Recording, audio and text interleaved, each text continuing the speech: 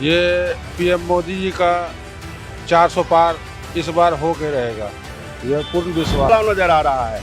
आज कहाँ बम विस्फोट हो रहा है भाई साहब? आज कहाँ चले गए आतंकवादी? वही आतंकवादी जो हमारे फौजी के गर्दन काट करके ले जाते थे, वो हिंदू, जैन, सिख धर्म वाले लोग जो बाहर प्रताड़ित हो रहे थे, यहाँ के डॉक्टर में, इंजीनियर में, साइंटिस्ट में इतनी ज्यादा काबिलियत थी कि इनको बड़े बड़े कंपनियों ने हायर किया विदेशों में। उनको अच्छे पद पर प्रधानमंत्री श्री नरेंद्र मोदी जी की तरफ से बहुत सारा ऐसा रोजगार का सृजन किया जा रहा है। कोई जरूरी नहीं है कि हम कलेक्टर बन गए।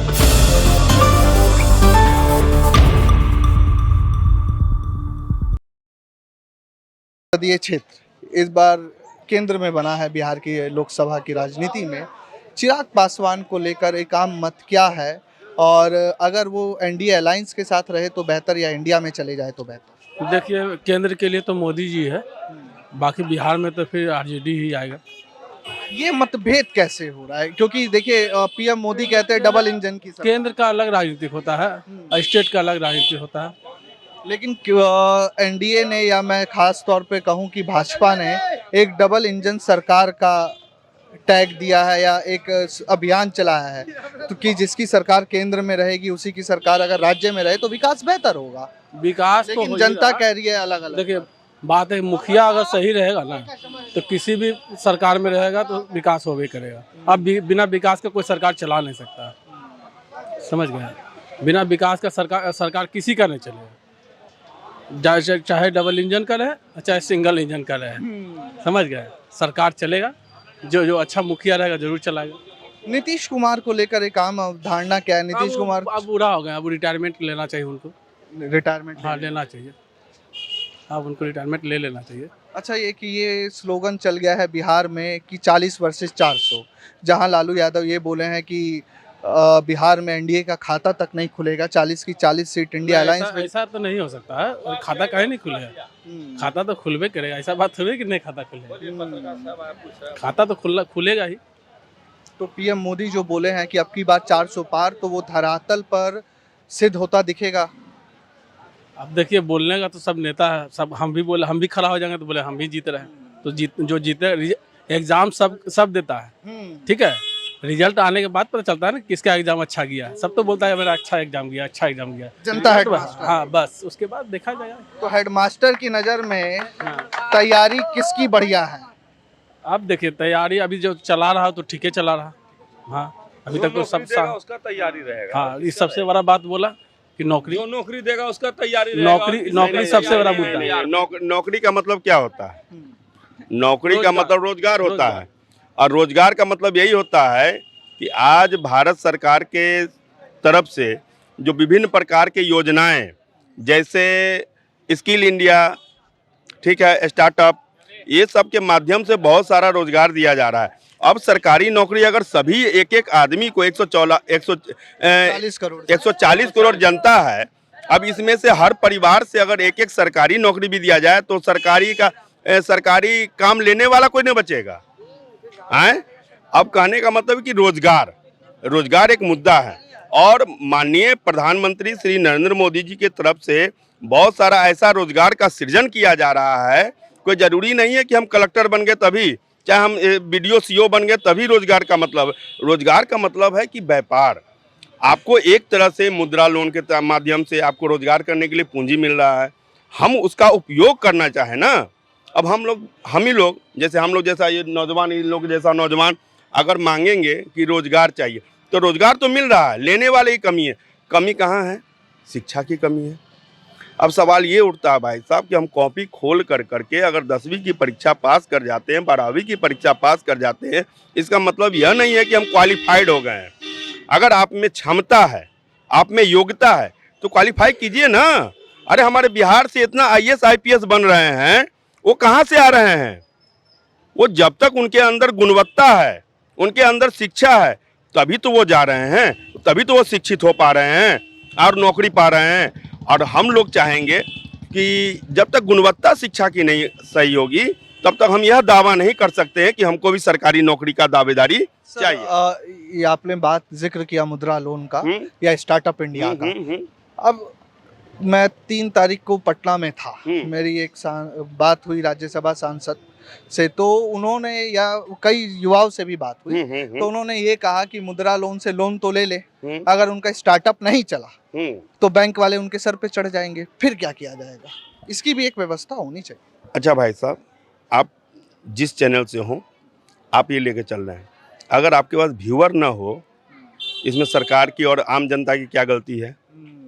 व्यूअर बनाना तो आपका काम है ना, कि आप कितना अच्छा उसको प्रोडक्ट प्रस्तुत कर, प्रेजेंट कर सकते हैं पब्लिक के सामने कि व्यूअर आपका बढ़े, उसका व्यूअर बढ़े। हम स्टार्टअप इंडिया, चाहे स्किल इंडिया, चाहे मुद्रा लोन की तरफ से हम 5 लाख रुपया लोन ले लिए, ठीक है, और उसको ले जा करके हम क्या कर रहे हैं, घर बना रहे हैं, एक बाइक खरीद लिए, एक कार खरीद लिए, तो स्वाभाविक है कि वो अकाउंट एनपीए होगा। और जब एनपीए होगा, अगर आप ही पैसा लगाए हैं, आप बहुत दूर से, आप कहाँ से आए हैं? हम तो दिल्ली से आए हैं भाई साहब। अगर दिल्ली से आए हैं यहाँ पर, अगर पता चले कि जो मकसद लेके आप यहाँ आए हैं वो मकसद की पूर्ति नहीं होगी, तो निश्चित तौर पर आपका आने जाने का भाड़ा भी व्यर्थ गया। तो जब आप स्किल इंडिया, चाहे स्टार्टअप इंडिया, चाहे मुद्रा लोन के माध्यम से जो पैसा ले रहे हैं उसको सही जगह उपयोग कीजिएगा। हम कह रहे हैं, अब बात सामने पान की दुकान है, उनका पूंजी 1 लाख रुपया भी नहीं होगा, लेकिन उनका परिवार चल रहा है ना, क्योंकि वो ईमानदारी से सुबह से शाम तक वो अपना व्यापार कर रहे हैं, जिसका परिणाम ये हो रहा है कि उनको रोजगार मिल रहा है और अपने परिवार को वो चला पा रहे हैं। तो सही जगह पे लगाएंगे ना। अगर पिताजी ने हमें पूंजी दिया है, अगर हम अय्यासी में उसको उड़ा देंगे तो हमारे पिताजी भी कहाँ से ला के देंगे? एकदम ठीक बात, सहमत है? बिल्कुल सहमत है। एक प्रश्न हमारा था कि चिराग पासवान को लेकर, आप जमुई से हैं। जी हाँ। चिराग पासवान को लेकर उलझन सभी राजनीतिक दलों में बहुत ज्यादा बढ़ी हुई है। तेजस्वी की तरफ से भी 8 से 10 सीटों का ऑफर है, और एनडीए से अभी बात हो नहीं पा रही है। वैशाली सांसद से एक बार हमारी टीम ने पूछा तो वीना जी ने ये बोला कि लगभग 5 सीटों के आसपास मामला तय है। अगर चिराग इंडिया अलायंस में चले जाते हैं तो क्या उम्मीदें हैं उनकी जीतने की? अब मैं बतलाऊं आपको, आपने बड़ा अच्छा सवाल किया है। चिराग पासवान पढ़े लिखे और अच्छे व्यक्तित्व के इंसान हैं। हमें नहीं लगता है कि वो इतना गलत कदम उठाएंगे। अगर वो एनडीए में जाते हैं, इंडिया गठबंधन में जाते हैं, तो वो सुसाइड एक उनका कदम होगा। उनके पिताजी को मौसम वैज्ञानिक के रूप में जाना जाता था कि वो जिधर जाते थे सरकार उनकी होती थी, और सरकार उनकी होती थी तो वो उसमें उनके मंत्रिमंडल में भी हुआ करते थे। और चिराग पासवान उन्हीं का खून है, उन्हीं के पुत्र हैं, तो निश्चित तौर पर वो भी कुछ न कुछ जानते होंगे। और जहाँ तक मेरी अभी संज्ञान में आई है कुछ देर पहले कि जेपी नड्डा जी से मिल करके उन्होंने सहमति जता दी है कि वो एनडीए में रहेंगे, और एनडीए में 4 सीट उनको, पारस पासवान को 1 सीट, और इस पर उनकी सहमति बन गई है। खुल के अभी सार्वजनिक रूप से बैठक हुई है, लेकिन खुल कर नहीं कह रहे। देखिए, खुल के तो बिहार के पूरा किसी सीट पर ही बात नहीं है।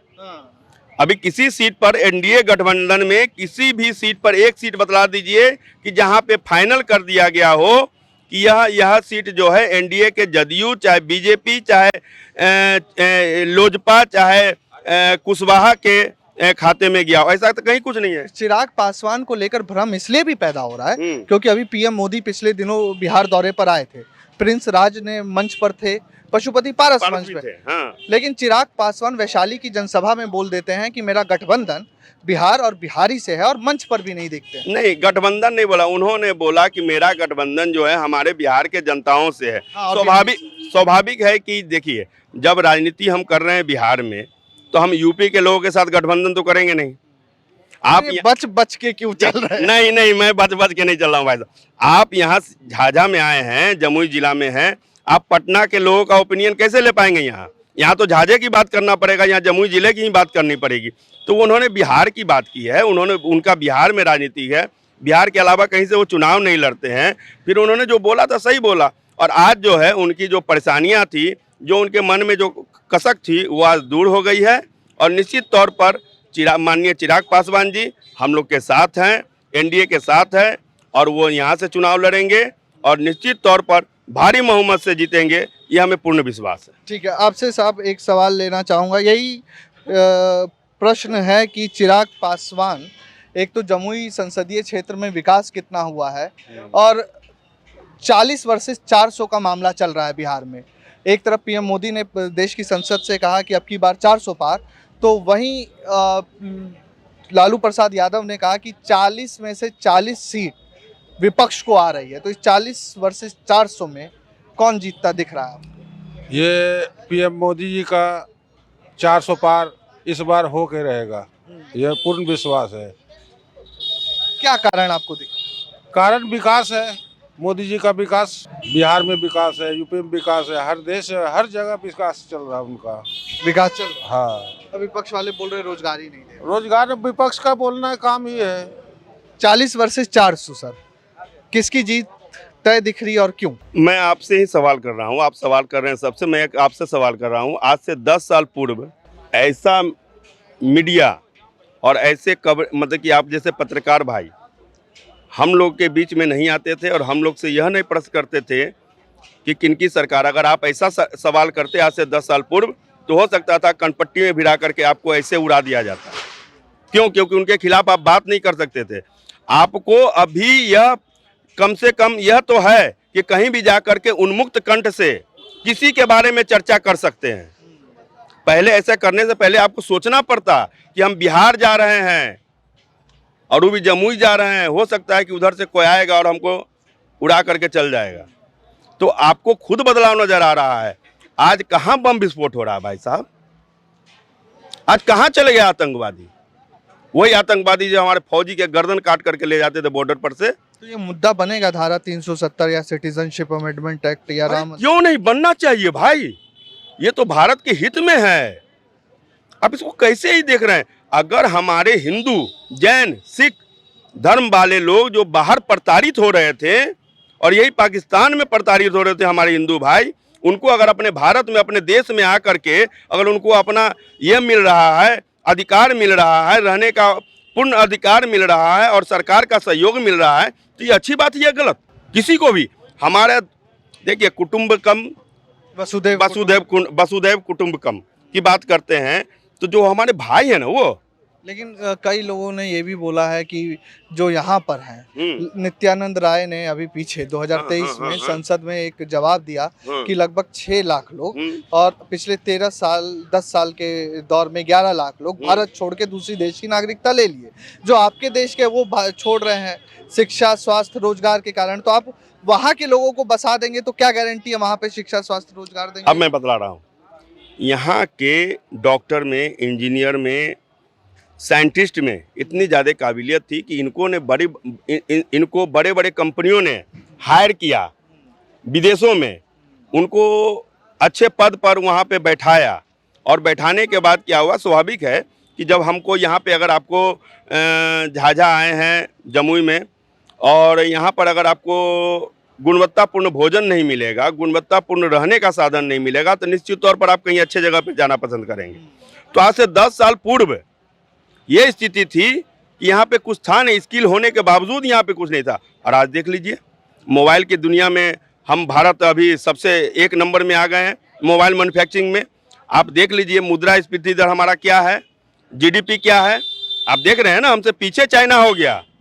तो ये सब क्या बतला रहा है? अब विदेश की बड़ी बड़ी कंपनियां हमारे देश में आ रही हैं, हमारे यहाँ आईफोन बनने लगा, ये तो आपके संज्ञान में है। तो ये क्या है? यह एक डेवलपमेंट नहीं है, ये विकसित भारत नहीं है, ये एक बढ़ता भारत नहीं है, ये न्यू इंडिया नहीं है, तो और क्या है? ठीक।